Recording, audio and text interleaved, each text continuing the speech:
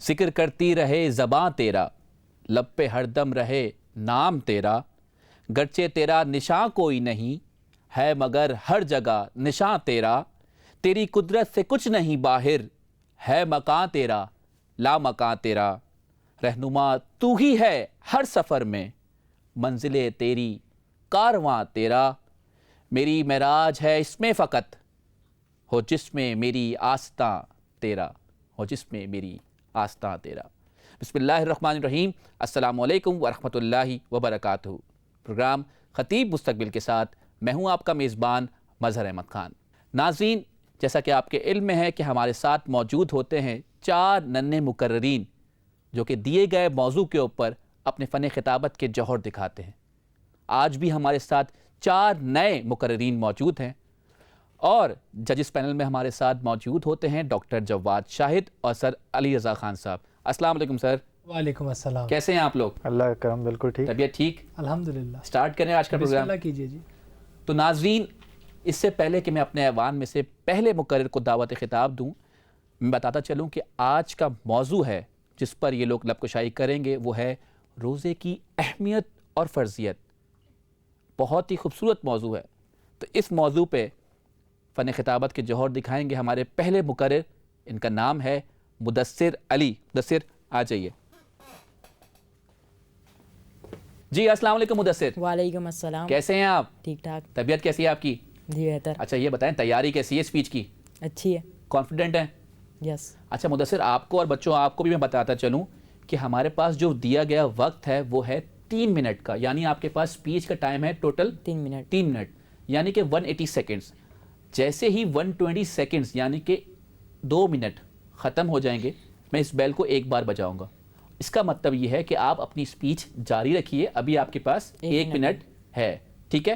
لیکن جیسے ہی 3 منٹ کا ٹائم بالکل مکمل ہو جائے گا، میں اس بیل کو 2 بار بجاؤں گا۔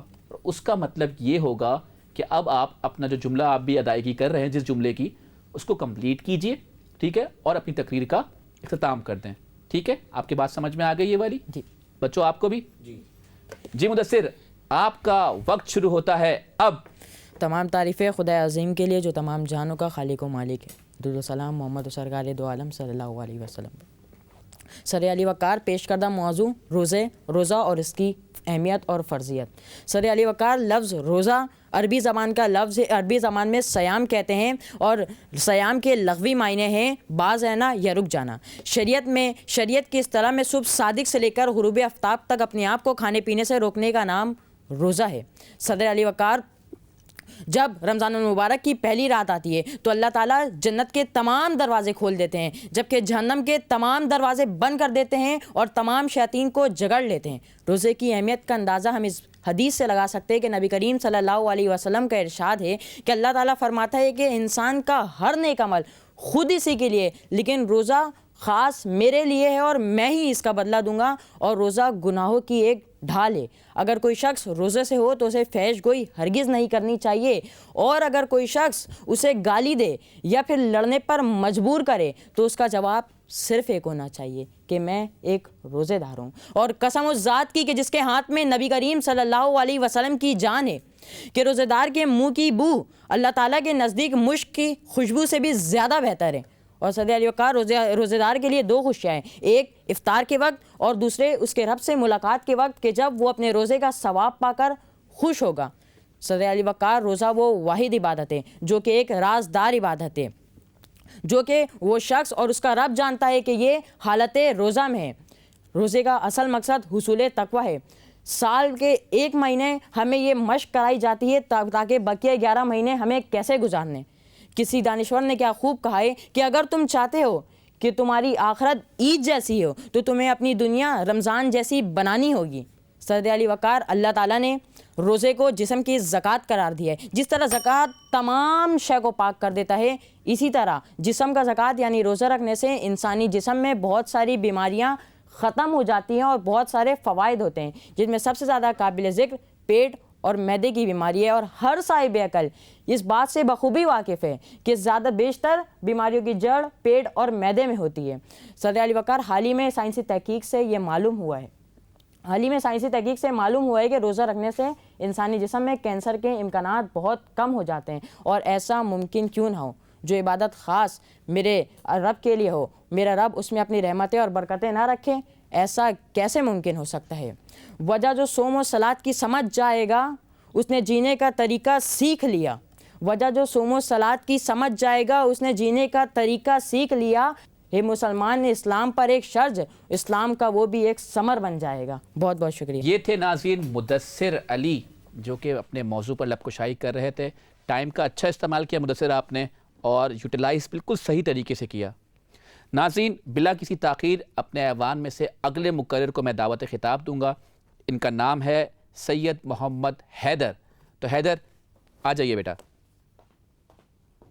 جی حیدر السلام علیکم۔ وعلیکم السلام۔ کیسے ہیں آپ؟ الحمدللہ، آپ کی دعائیں۔ یار آپ کی جو ویسٹ کوٹ ہے اور آپ کا سوٹ بہت اچھی میچنگ کی ہے، بہت شکریہ۔ کس نے دلایا آپ کو یہ والدہ کی پسند ہے۔ اچھا والدہ کی پسند ہے۔ اللہ تعالیٰ آپ کی والدہ کو ہمیشہ سلامت رکھے۔ آمین، اللہ ہم سب کے والداؤں کو ہمیشہ بے سلامت شک رکھے۔ بے شک۔ اچھا یہ بتائیے تیاری کیسی ہے آپ کی؟ اللہ کا شکر، بہت اچھی تیاری ہے۔ ٹائم کا پتہ ہے آپ کو؟ جی بالکل۔ تو حیدر آپ کا وقت شروع ہوتا ہے اب۔ بسم اللہ الرحمن الرحیم۔ درود و پاک محمد و آل محمد پر۔ میری تقریر کا موضوع ہے روزے کی اہمیت اور فرضیت۔ جناب صدر، لفظ روزے سے مراد یہ ہے کہ انسان کچھ خاص وقت کے لیے خوشنودی خدا کی خاطر حلال تو حلال لیکن حرام کو بھی ترک کر دے۔ حدیث پاک میں آتا ہے کہ روزہ انسان کے لیے گناہوں کے آگے ڈھال ہے۔ جناب صدر، لفظ اہمیت اور فرضیت کی تشریح ہم لفظ عبادتوں، برکتوں اور رحمتوں سے بھی لے سکتے ہیں۔ روزے کی ہر مذہب میں خاص اہمیت ہے۔ اس کی وجہ یہ کہ روزہ وہ واحد عبادت ہے کہ جس کے اندر ریاکاری نہیں، جس کے اندر دکھاوا نہیں۔ یہ بات صرف آپ اور آپ کا محبوب حقیقی یعنی خدا ہی جانتا ہے کہ آپ نے روزہ رکھا ہوا ہے یا نہیں، بشرط یہ کہ آپ نے چہرہ نہ بنایا ہوا ہو۔ خدا تعالیٰ انجیل میں فرماتا ہے کہ اور جب تم روزہ رکھو تو منافقوں کی طرح افسردہ نہ دکھو، کیونکہ وہ دوسروں کو دکھانے کے لیے اپنے آپ کو بے نقاب کرتے ہیں۔ جناب صدر، اور کیا کہنے اس مہینے کے جس کے اندر ہمارے اوپر روزے جیسی عظیم عبادت فرض ہوئی۔ یہی وہ مہینہ تھا کہ جس کے اندر روزے مواخات ہوئی۔ یہی وہ مہینہ تھا کہ جس کے اندر مسلمانوں کو جنگ بدر میں، غزوہ تبوک میں اور مکہ میں فتح حاصل ہوئی۔ یہ تو تھی اسلام کی تاریخ۔ اگر ہم اپنے ملک کی تاریخ پر نظر دوڑائیں تو یہی وہ مہینہ تھا کہ جس کے اندر ہمارا ملک اسلامی جمہوریہ پاکستان دنیا کے نقشے پر وجود میں آیا۔ جناب صدر، رمضان میں اللہ تعالیٰ اپنی برکت، رحمت، مغفرت اور جنت کے دروازے کھول دیتا ہے، شیطانوں کو جگڑ لیتا ہے اور روزے جیسی عظیم عبادت کا ثواب دیتا ہے۔ حدیث پاک میں آتا ہے کہ اللہ تعالیٰ ایک چھوٹی سے چھوٹی نیکی کا ثواب 700 گنا تک دیتا ہے، لیکن روزے کا ثواب انسانی عقل سے بالاتر ہے۔ لیکن افسوس صد افسوس کہ انسان اپنے اندرونی شیطان یعنی نفس کے آگے ہار جاتا ہے اور گناہ کر بیٹھتا ہے۔ شاید اسی لیے علامہ اقبال نے فرمایا، ہنسی آتی ہے مجھے حسرت انسان پر، گناہ کرتا ہے خود لعنت بھیجتا ہے شیطان پر۔ جناب صدر، اسی لیے اللہ تعالیٰ نے نفس کی اصلاح کے لیے روزے کو فرض کیا۔ بے شک روزہ انسان کے لیے گناہوں کے آگے ڈھال ہے۔ جناب صدر، وقت کی تنگی کے باعث اس سے زیادہ فوائد بتانا ناممکن ہے۔ میں اپنی تقریر کا اختتام اس جملے پر کروں گا کہ روزہ ہم اپنے لیے رکھتے ہیں، اپنی آخرت کا سامان تیار کرتے ہیں، اور لیکن پھر بھی اللہ تعالیٰ اتنا کریم ہے، اتنا غفور ہے، اتنا رحیم ہے کہ رمضان المبارک کے بعد ہمیں عید جیسا تحفہ دیتا ہے، اور عید میں ہم امت مسلمہ خوشیاں بانٹتے ہیں۔ اور مولا علی کرم اللہ تعالیٰ وجہ نے فرمایا کہ اپنی زندگی کو رمضان جیسا بناؤ تو موت عید جیسی ہوگی۔ بہت بہت شکریہ۔ Very good. یہ تھے سید محمد حیدر جو کہ لب کشائی کر رہے تھے روزے کی اہمیت اور فرضیت پہ۔